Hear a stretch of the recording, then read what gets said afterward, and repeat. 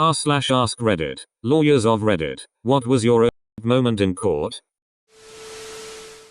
Sat in on a personal injury case where the plaintiff broke their leg in an accident and had a doctor on the stand as an expert. The woman's lawyer begins questioning the doctor about their experience with leg injuries. He was a well-known orthopedic surgeon in the area. She asks if he's ever treated a tibular fracture. The leg bones are tibia and fibula, to which he only answers no. Then she starts grilling him with questions about the tibula. After about 6-7 questions, she asks, how did you get a medical license and have been able to practice medicine this long if you've never treated a tibular fracture, and begins a small rant about going after his credentials and those that gave it to him, to which he simply responds, there is no bone named the tibula. The lawyer became beet red and everyone in the room tried their best to keep from laughing, including the judge. I was representing a plaintiff in a hit-and-run case. Plaintiff is testifying and is, despite me preparing them for several hours the previous day, an absolutely terrible witness for her own case. Like, she couldn't even identify the street she was crossing when she was hit by the car. It was a major highway and we had gone through the sequence of events countless times the day before the hearing.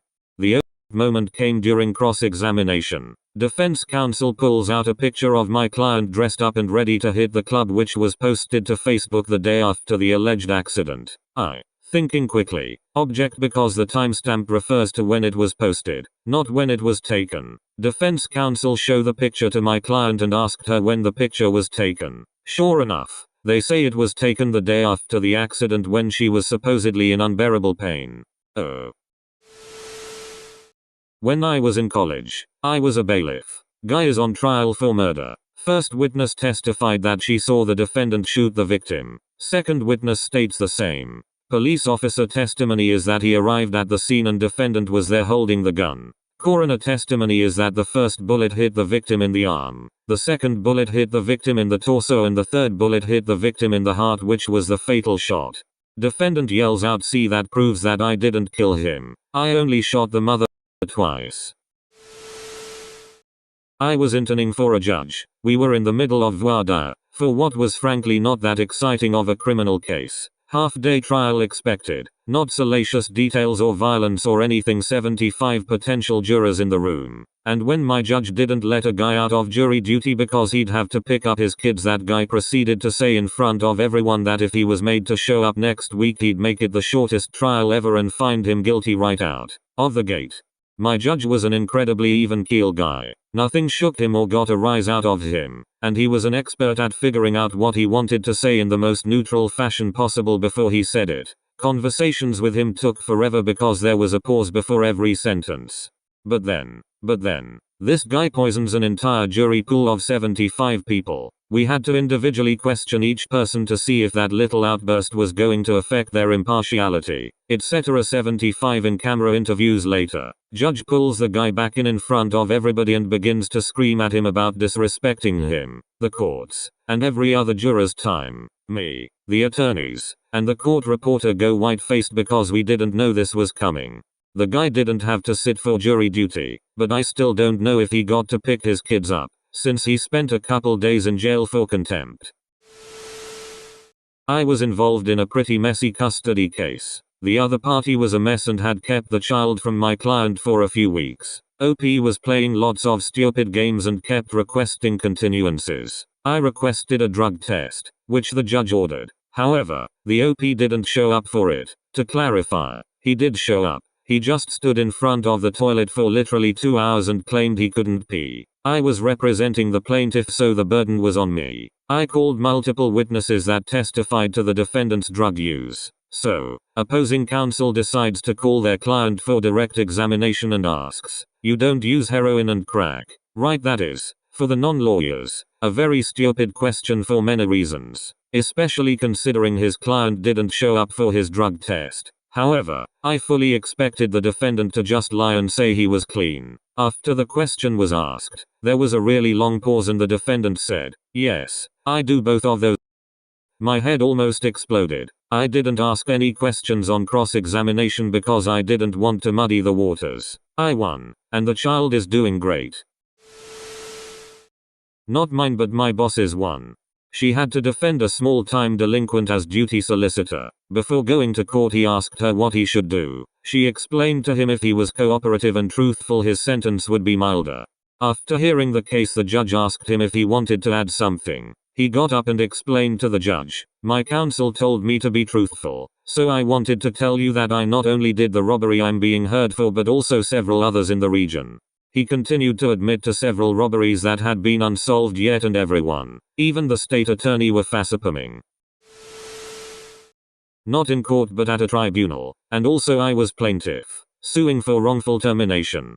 My red. So you terminated him because he was ill? Employer: yes. Mr. And he was ill because he's disabled? Employer: yes. Mr. So you fired someone for being disabled? Employer: yes. Edit. Formatting and a word. Dart. Was in court for a directions hearing. The judge was already in a bad mood and asked why we were here for such a seemingly pointless litigation, without giving details. He was right.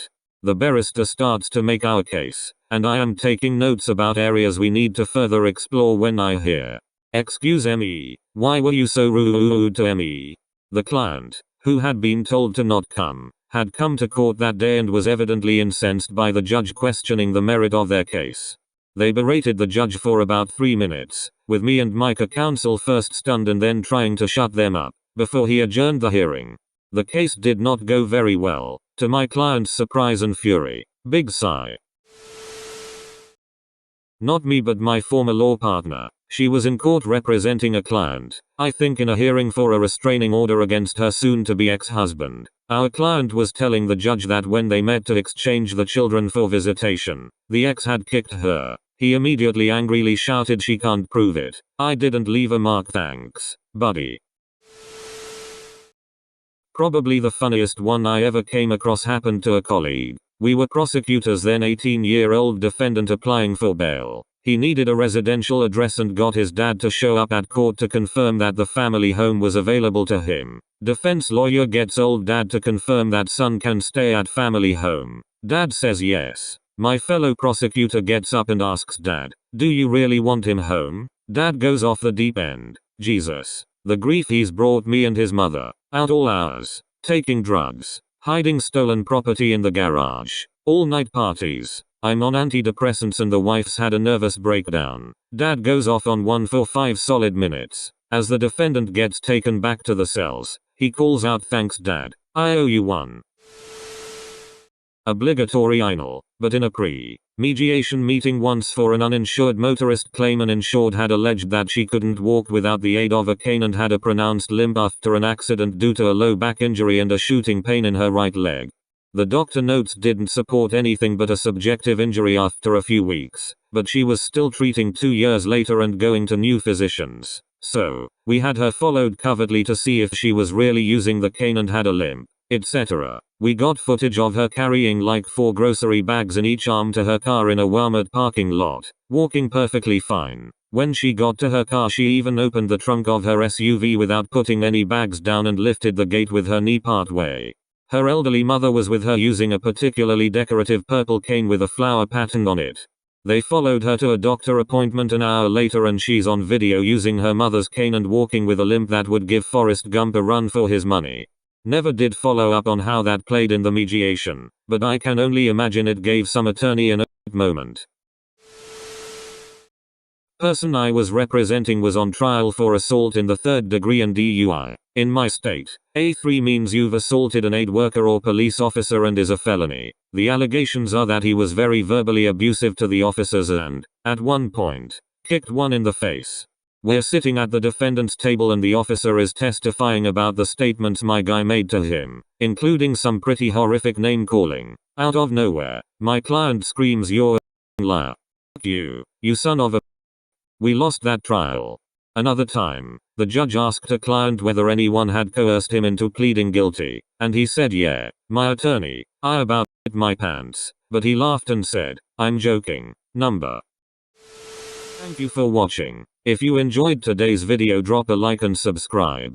Please check out more of our videos or our playlist. It is perfect for when you want background noise or to put on when you are falling asleep. Once again, thank you and have a great day.